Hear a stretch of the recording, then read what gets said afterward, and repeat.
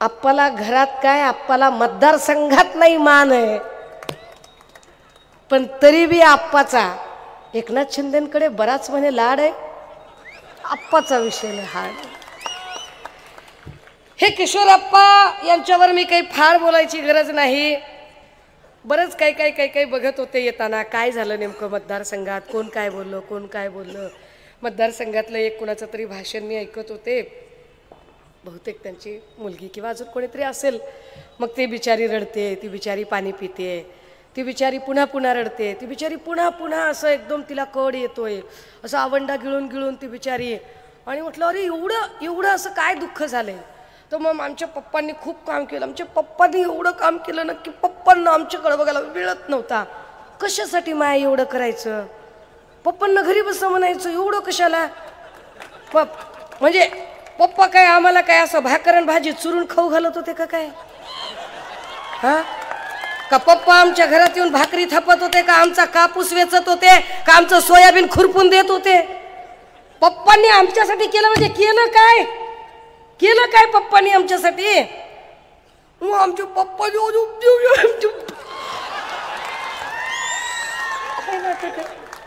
काय नाटक आहे. अरे 45 दिवसाची माझी लेक होती, सिझरियन झालं होतं माझं सिझर झालं आणि 45 दिवसाचं माझं बाळ होतं. आणि मी एका रात्रीमध्ये दुबईला जाऊन परत आले होते. मला एक इंटरनॅशनलचा पेपर सादर करायचा होता. आणि माझ्या लेकीचा मामा इथे विशाल मामा आहे, जो माझ्या लेकराला बाटलीने दूध पाजत होता. हे कधी सांगितलं नाही, पण ते आज ते भाषण ऐकून जरा. माझा वाढदिवस 8 तारखेला होता. तुम्ही सगळ्यांनी ऑनलाईन बघितलं असेल. माझं लेकरू घरी होतं आणि मी बाहेर प्रचारात होते.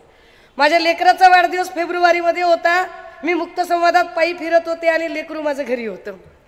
काल माझ्या भावाच्या लेकराचा 2 वर्षाच्या बाळाचा वाढदिवस होता आणि तो भाऊ माझा प्रचारासाठी माझ्यासोबत आहे. आम्ही हे सांगत बसत नाही. का सांगायचं नाही? लोकांनी काही तुम्हाला आग्रह केला नाही, नसल जमत तर बसा घरात. कुणी काय लगन चिठ्ठी पाठवली होय तुम्हाला करण्यासाठी? तुम्हाला नाद आहे, तुम्ही करताय, संपला विषय. नाद आहे ना तुम्हाला, तर मग पुन्हा बोलून दाखवू नका मी हे केलं, मी ते केलं, मी असं केलं, मी तसं केलं.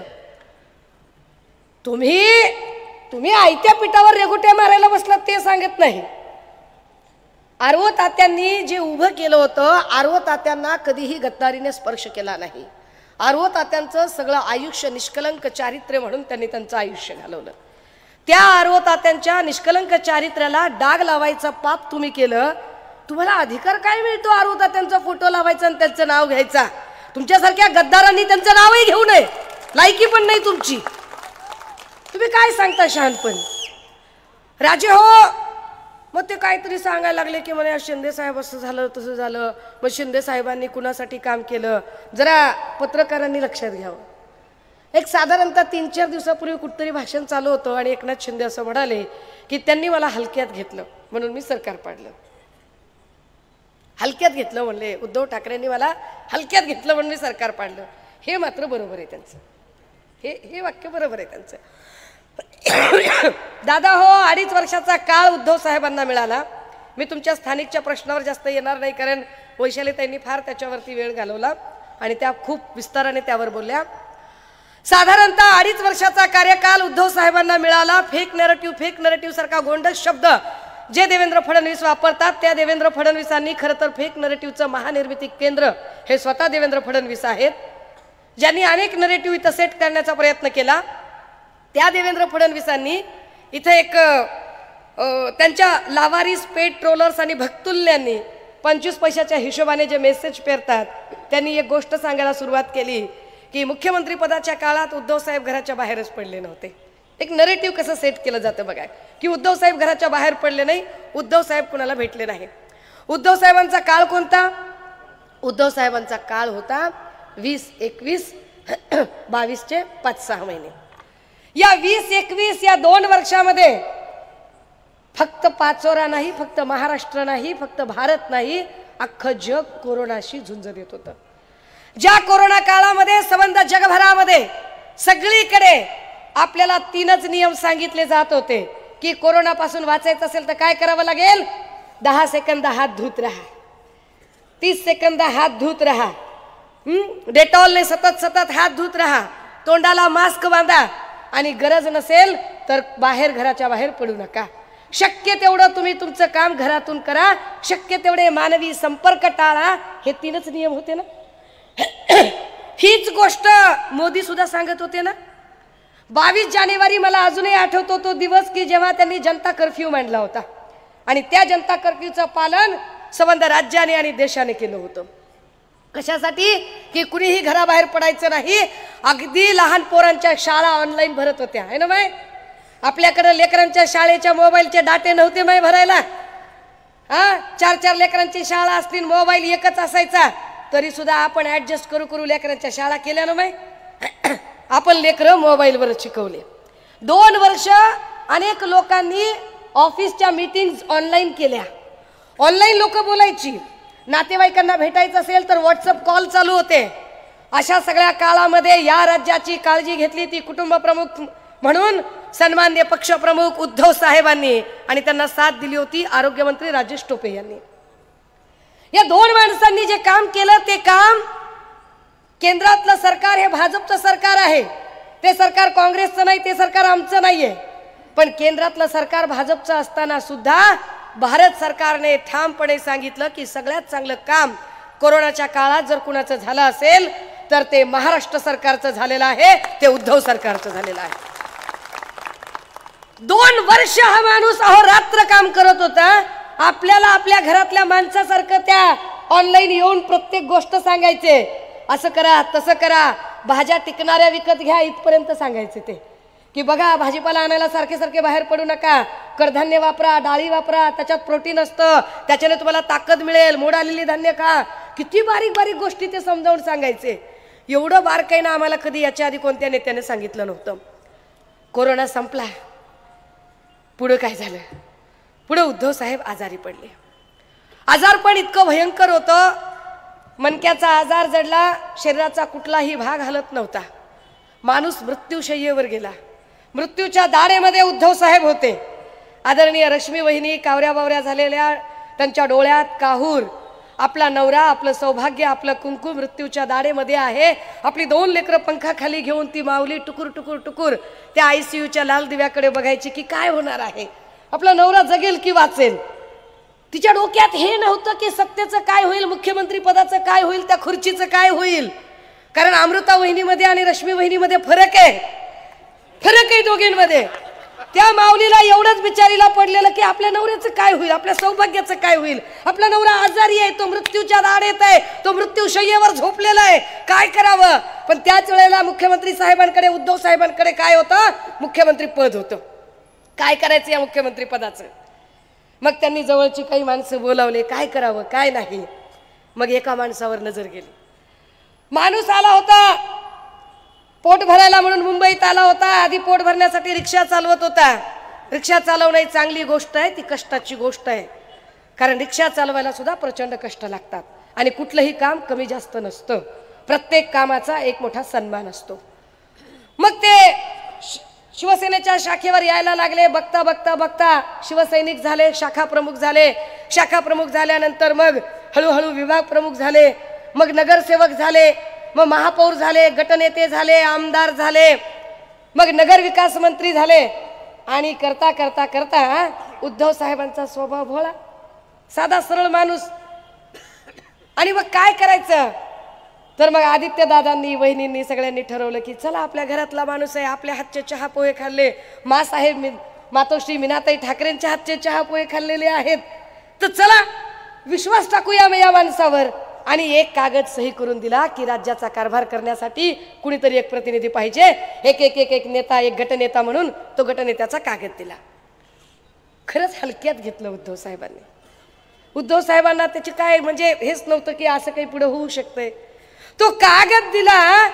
साहेब आजारी आहेत, ते मृत्यूशी झुंज देत आहेत आणि त्यांच्या आजारपणाचा गैरफायदा घेऊन देवेंद्र फडणवीसांनी फूस लावली आणि एकनाथ शिंदेंना ज्यांनी आम्ही हलक्यात घेतलं होतं त्या एकनाथ शिंदेंनी गद्दारी केली. समोरासमोर भिडला असतात, लढला असतात तर निश्चितपणे तुम्हाला बोलायला तोंड राहिलं असतं. इथे काहीतरी किशोर पाटलांच्या मंचावरून कुणीतरी शानपण आणि तत्वज्ञान पाजलत होतं, त्यांना ते माहिती असलं पाहिजे. बंड कशाला म्हणतात, उठाव कशाला म्हणतात? उठाव तेव्हा म्हटले असते जेव्हा 40 आमदार उठले असते, बाजूला गेले असते, पत्रकार परिषद घेतली असती, पत्रकारांना सांगितलं असतं की आम्हाला ही कार्यपद्धती मान्य नाहीये म्हणून आम्ही बाहेर पडत आहोत. पण तसं केलं नाही. 40 जण उठले आणि एक एक करून गुपचूप गुपचूप गुपचूप वाया सुरत गुवाहाटी रात्रीच्या अंधारात पळून गेले. जर तुम्ही सच्चे होतात, तुम्ही खरे होतात, तर तुम्हाला अंधारात पळून जायची का गरज पडली? तुम्हाला कपडे बदलून तोंड झाकून, तोंड कुणाला झाकावं लागतं? तुम्ही अशा उंच माथ्याने उजळ माथ्याने का बोलला नाही? का तुम्हाला तोंड झाकावं लागलं? आपण बोललो त्यांनी तोंड झाकलं म्हणून? आपण बोललो नाही. आपली भाऊजाई बोलली, आपली अमृता वहिनी बोलल्या. अमृता वहिनींनी सांगितलं हे देवेंद्रचा होडी बिडी घालायचा आणि गॉगल बिगल घालायचा, आणि तो जो होडी घालले आणि गॉगल घातली की तो रात्री अपरात्रीच जायचा, रात्रीच जायचा माणूस अंथरुणात नव्हतो. तो जर रात्रीला जायचा तर मी म्हणायची कुठे चाललास तू देवेंद्र? आपण बोललो का हे? कुणी सांगायचं? हे त्यांनीच सांगितलं. का तुम्हाला रात्रीच्या अंधारात जायची गरज पडली? तुम्ही सच्चे होता, तुम्ही इमानदार होता, तुम्ही उठाव करणारे होता, तर तुम्ही रात्रीच्या अंधारात कसे गेलात? तुम्ही रात्रीच्या अंधारात गेलात कारण तुमच्या पोटात पाप होतं, कपट होतं, कारस्थान होतं, षडयंत्र होतं. तुम्ही गद्दारी करणारे होतात, तुम्ही विश्वासघात करणारे होतात, तुम्ही पाठीत खंजीर खुपसला होता. होय होय एकनाथ शिंदेजी, तुम्हाला उद्धव साहेबांनी खरंच हलक्यात घेतलं. तुमच्यासारखा माणूस एवढी गद्दारी करू शकतो आणि पाठीत खंजीर खुपसू शकतो याची उद्धव साहेबांना कल्पना नव्हती. मग ते आता पिक्चर काढायला लागले, धर्मवीर अमका ढमका काय काय काय पिक्चर. आम्ही पण पिक्चर काढणार होतो. आता आम्हाला एक सत्ता आल्यावर पिक्चर काढायचा आहे. आमच्या लहानपणी आम्ही बघितला होता अलीबाबा और 40 चोर. आता आम्हाला त्याचा सिक्वल 2 काढायचा आहे. सिक्वल 2 देवेंद्र बाबा और 40 गद्दार.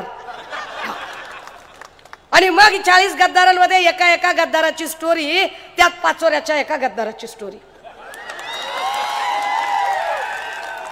आता हे काय म्हणजे काय शहाण काय सांगतात हे?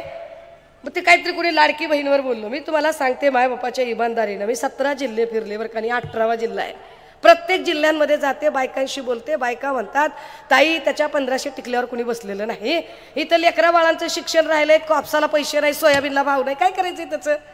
कोण घेऊन बसले त्याच्या पैशाचा? काय विषय आहे?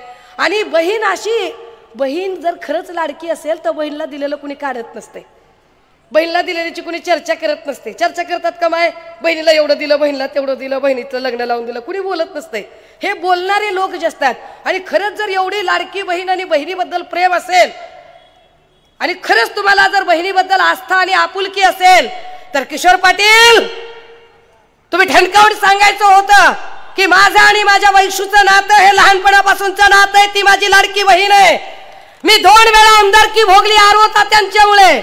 जर माझ्या बहिणीला आता आमदार व्हायचं असेल तर मी माझ्या लाडक्या बहिणीसाठी हसत हसत माघार घेतो आणि करतो माझ्या बहिणीला आमदार. हा बहिणीला म्हणजे 1500 टिकल्या आणि तुम्हाला म्हणजे 15 आणि 15 दुने 3,000 कोटी. काय धंदा आहे हा? म्हणजे आम्ही एवढे का काय? आम्हाला काही कळतच नाही. आम्ही येडे और तुम्हीच शाने क्या? काय धंदा आहे दादा हो? ह्यांना लाडकी बहीण बिहीण काही कळत नाही. हे फक्त मतदानासाठीचं नाटक चाललेलं आहे. कारण ज्या माणसाने लाडकी बहीण सभागृहाच्या पटलावर योजना जाहीर केली होती ना त्याच माणसाने लोकसभेमध्ये आपल्याच बहिणीच्या विरोधात उमेदवार दिला होता. काय बोलतात हे? त्याच्यामुळे ह्यांना ह्याच्यावर बोलायचा अधिकारच नाहीये. जे स्वतःच्या बहिणीला परेशान करू शकतात, स्वतःच्या बहिणीची बदनामी करू शकतात. आपली बहीण बापाचं छत्र गेल्यानंतर ती एकटी पडली आहे, ती अरे ती एकाकी झुंज देते. आपल्या बहिणीला आपण साथ दिली पाहिजे, त्याच्याऐवजी तिला त्रास कसा द्यायचा असा विचार करणारी माणसं हे कुणाचेच भाऊ असू शकत नाहीत. ज्या आरव तात्यांचा फोटो लगेच रडायला सुरू. अरे काय नाटक आहे हे? काय नाटक आहे? तुम्हाला एवढा आरव तात्यांबद्दल प्रेम आहे, आपुलकी आहे, आदर आहे, तर तुम्हाला कळायला पाहिजे होतं की आरव तात्यांनी निर्मल सीडसाठी काय केलंय काय नाही ते. तुम्हाला कळायला पाहिजे होतं की आरव तात्यांनी अख्खं आयुष्य वाहिलं. हे निर्मल सीड्स म्हणजे आर्व तात्यांचं दुसरं अपत्य आहे.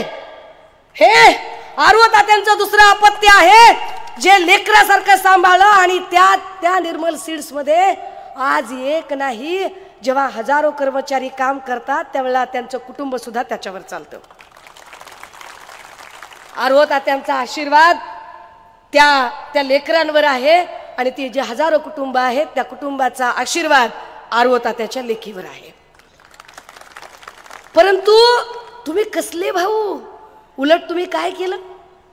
तुम्ही डी गँगशी हात मिळवणी केली. D for Devendra. तुम्ही त्यांच्याशी हात मिळवणी केली. ऊर्जा मंत्री देवेंद्रजी, तुम्ही निर्मल सीड्स बंद करायचा प्रयत्न करावा. तुम्ही निर्मल सीड्सला तुम्ही 6.5 कोटीची नोटीस पाठवता. तुम्ही छुपे वार करता. अरे जर ती ॲग्रिकल्चर इंडस्ट्री आहे तर ॲग्रिकल्चर इंडस्ट्री मधला जो काही इलेक्ट्रिसिटीचं जे युनिट आहे तो युनिट रेट हा सबसिडाइज युनिट रेट असतो. हे उघड आहे. सबसिडाइज जर त्याचा युनिट रेट असेल तर तुम्ही त्याला कमर्शियल 12 रुपयाचा रेट लावलात कसं काय? आणि तुम्हाला आतापर्यंत जाग आली नाही. तुम्ही त्याच्या स्थापनेपासून ते आतापर्यंतची एकूण 6.5 कोटीची नोटीस तुम्ही ते निर्मल सीड्स बंद पाडायचा प्रयत्न करता. तुम्ही निर्मल सीड्स बंद पाडता म्हणजे एका वैशाली सूर्यवंशीला त्रास देत नाही. तुम्ही निर्मल सीड्स बंद पाडायचा प्रयत्न करता म्हणजे त्या निर्मल सीड्स मध्ये काम करणाऱ्या हजारो लोकांच्या, हजारो कुटुंबाच्या पोटावर पाय द्यायचा प्रयत्न करता. लाज वाटत नाही तुम्हाला? हजारो लोकांच्या पोटावर पाय देताना तुम्ही विकासाच्या बाता मारता. तुम्ही विकासाच्या गप्पा मारता. शोभतात तुम्हाला या गप्पा? मागेही म्हटलं होतं, आप्पा गप्पा मारणं बरं नसतं. आप्पावर गद्दारीचा ठप्पा आहे आणि ज्याच्यावर आहे गद्दारीचा टप्पा तो आहे किशोर आप्पा आणि त्यानं मारू नयेत अजिबातच गप्पा. तुम्ही काय शानपण सांगायला लागलात? तुम्ही काय पद्धतीने बोलायला लागलात? तुम्ही या भागाचा काय विकास केला आणि काय नाही विकास केला हे आम्हाला चांगलं माहिती आहे. या भागातलं स्टेडियमची जागा असेल, या भागातली उद्यानाची जागा असेल, या भागातली व्यापारी संकुलाची जागा असेल, या भागातली शासकीय दवाखान्याची जागा असेल, या सगळ्या जागांचे जे रिझर्वेशन आहे ते सगळं रिझर्वेशन रद्द करून, खरं तर एकदा जर जागा रिझर्व झाली, आरक्षण पडलं तर कमीत कमी 20 वर्ष ते आरक्षण निघत नाही. पण 5 वर्षाच्या आत तुम्ही ती आरक्षण काढली आणि 5-5 वर्षाच्या आत आरक्षण काढून त्या जागा कमर्शियल रेटने विकायचा तुम्ही डाव केला. तुम्ही शहाणपण सांगता, तुम्ही विकासाच्या बाता मारता. तुम्हाला नैतिक अधिकार तरी आहे का बोलायचा? आणि तुम्हाला साथ देतोय कोण? तर या सगळ्या जागा ज्या गोरगरिबांच्या विकासासाठीच्या जागा, त्या जागांचं आरक्षण रद्द करायचा अधिकार कुणाला मिळतो? नगर विकास खात्याला मिळतो. आणि नगर विकास खातं कुणाच्या हातात? तर पुन्हा एकनाथ शिंदेच्या हातात. म्हणजे तुमची कशी मिलीभगत आहे? तुम्ही काय मिलीभगत पद्धतीने काम करता? तुम्हाला वाटतं की तुम्ही पाचोऱ्याच्या जनतेला वेड्यात काढू शकाल, पण नाही. या वेळेला ते करणं शक्य होणार नाही. राजे हो, का ही निवडणूक महत्त्वाची आहे आणि का आपल्याला या निवडणुकीमध्ये सत्ता बदल करून घ्यायचा आहे? तर त्याचं नीट कारण आपण समजून घेतलं पाहिजे की गेल्या 2.5-3 वर्षामध्ये ज्या पद्धतीने लॉ अँड ऑर्डरच्या सगळ्या धज्जे उडून गेलेल्या आहेत. लॉ अँड ऑर्डर नावाची गोष्टच राहिली नाही. जात आणि धर्म आणि जातवादावर तर आता काही बोलायलाच राहिलं नाही. मगाशी आमचे आदिवासी विकास संघटनेचे दादा इथं बोलत होते आणि त्यांनी सुधाकर वाघ भाऊंनी सांगताना सांगितलं की आदिवासींची इथली लोकसंख्या 37,000 तुमचं इथलं मतदान आहे. पण 37,000 मतदान असणाऱ्या या लोकांच्या तोंडाला पानं कुणी पुसली? आदिवासी समुदायाचा अपमान कुणी केला? राजे हो, कोरोनाच्या काळात सुद्धा बल्कने एवढे मृत्यू झाले नव्हते. कोरोनाच्या काळातही हॉस्पिटलमध्ये इतके बल्कने मृत्यू झाले नव्हते. एकीकडे उत्तर प्रदेशमध्ये प्रेत कोरोनातली नदीवर तरंगत होती, दुसरीकडे गुजरातमध्ये प्रेत रस्त्यावर जाळली जात होती. आणि नेमकी त्याच वेळेला महाराष्ट्रात मात्र प्रत्येक प्रेताला त्याच्या जात धर्माच्या इतमामानुसार त्याचे अंतिम संस्कार होत होते. पण कुठल्याच हॉस्पिटलला एका रात्रीत एवढाले मृत्यू होणं हे कोरोना काळात सुद्धा झालं नव्हतं. पण पोस्ट कोरोना काळात, कोरोना होऊन गेल्यानंतर, एकनाथ शिंदे मुख्यमंत्री झाल्यावर, तानाजी सावंत आरोग्यमंत्री झाल्यावर मात्र बल्कने मृत्यू सुरू झाले. घाटीच्या रुग्णालयामध्ये एका रात्रीमध्ये 28 मृत्यू झाले. नांदेडमध्ये एका रात्रीमध्ये 14 मृत्यू झाले. इकडे ठाण्यामध्ये, कळव्यामध्ये, एकनाथ शिंदेच्या बाले किल्ल्यामध्ये एका रात्रीत 32 मृत्यू झाले. नांदेडला जेव्हा एका रात्रीत एवढे मृत्यू झाले त्याला जबाबदार खरं तर इथला आरोग्यमंत्री तानाजी सावंत. कारण काय करतील तिथला स्टाफ तरी. अरे साधं कुणाला जखम झाली आणि एखाद्या ऍक्सिडेंटचा पेशंट आला तर ब्लड पुसायला कॉटन जिथे नाहीये, जिथे साध्या साध्या इंजेक्शन्स आणि गोळ्या उपलब्ध नाहीयेत, तिथे काय करायचं? कसं या लोकांनी का सर्व्हाइव्ह करायचं? परंतु आपलं अपयश झाकण्यासाठी शिंदे गटाच्या एका गद्दार खासदाराने, हेमंत पाटलांनी तिथे असणारे डीन, आमचे आदिवासी डॉक्टर, त्यांना मैला साफ करायला सांगितला, त्यांना संडासचं भांडं साफ करायला सांगितलं. का? तुम्ही तुमचं अपयश झाकण्यासाठी एका आमच्या आदिवासी डॉक्टरवर हा अन्याय करता. त्या आदिवासी डॉक्टरला तुम्ही शौच साफ करायला सांगता आणि वर्ण मखलाशा कळता की तुम्ही दबंग खासदार आहात. आदिवासी समुदाय हे विसरलेला नाही. आदिवासी समुदायाच्या हे पक्क लक्षात आहे. तीच गत या पाचोऱ्यामधली आहे. पाचोऱ्यात एका दलित वृद्ध महिलेचा मृत्यू झाला. स्मशानभूमीमध्ये नेताना काय काय त्रास झाला हा इथला दलित समाज जाणून आहे. मी त्याही वेळेला इकडे आलेली होते. मुकुंद दादा, तुम्ही साक्षीला आहात. काय पद्धतीने एका दलित महिलेच्या स्मशानभूमीच्या अंत्यविधीच्या वेळेला काय पद्धतीनं किशोर पाटील आणि त्याच्या लोकांनी गुंडागर्दी केली, जातीवाद केला आणि दलित समाजाला स्मशानभूमीत जाऊ देणार नाही म्हटले. तुम्ही आम्हाला शहाणपण सांगता आणि विकासाच्या गप्पा सांगता आणि स्टेजवरून इमोशनल ड्रामे करता, मेलोड्रामॅटिक भाषेमध्ये बोलता. तुम्ही सांगायचं शहाणपण काय? कुठल्या प्रकारचा तुम्ही विकास करता? कुठल्या प्रकारचे तुम्ही आतापर्यंत प्रश्न सोडवलेले आहेत? म्हणजे जागा राखीवच्या तुम्ही डी रिझर्व करून टाकल्या. ते आत्ता मला कोण भेटले? महाजन साहेब भेटले, पत्रकार साहेब. या पत्रकार साहेब जरा दिसू देत लोकांना. कोण आहे ते? एक बातमी लावली फक्त किशोर पाटलांच्या विरोधात. बातमी लावल्यावर या माणसाला शिवीगाळ केली जाते, या माणसाला जीवे मारण्याची धमकी दिली जाते, हाणामारी केली जाते. तुम्ही शहाणपण सांगता. म्हणजे तुमची गद्दारी तर नसा नसा तुमच्या गद्दारी भिनलेली आहेच आहे. तुमच्या गद्दारीचा इतिहास तर पाचोराकरांना माहीत आहेच आहे. पण तुमची गुंडागर्दी आणि तुमचे जातीवादी दृष्टिकोन सुद्धा या लोकांना माहीत झालेले आहे की तुम्ही किती दहशतवाद करता. शिंदे गटाच्या सगळ्या आमदारांनी एक आणि एकच काम केलं. सत्तेत आल्यानंतर त्यांनी सगळ्यात पहिलं काम जर काही केलं असेल तर त्यांनी एवढंच केलं की आपल्या आपल्या पोलीस स्टेशनला, आपल्या आपल्या ज्युरिडिक्शन मध्ये आपल्या मर्जीतला पीआय आणायचा आणि त्या पीआयला ड्युटीवर ठेवायचं. आणि पीआयने काय करायचं? कुणीही 302 वाला आला, 307 वाला आला, 354 वाला आला, 376 वाला आला तरी आधी फोन करायचा. मग शेटजीला करतील, मग भटजीला करतील, मग आप्पाला करतील. आता शेटजी भटजी पण राहिले नाही.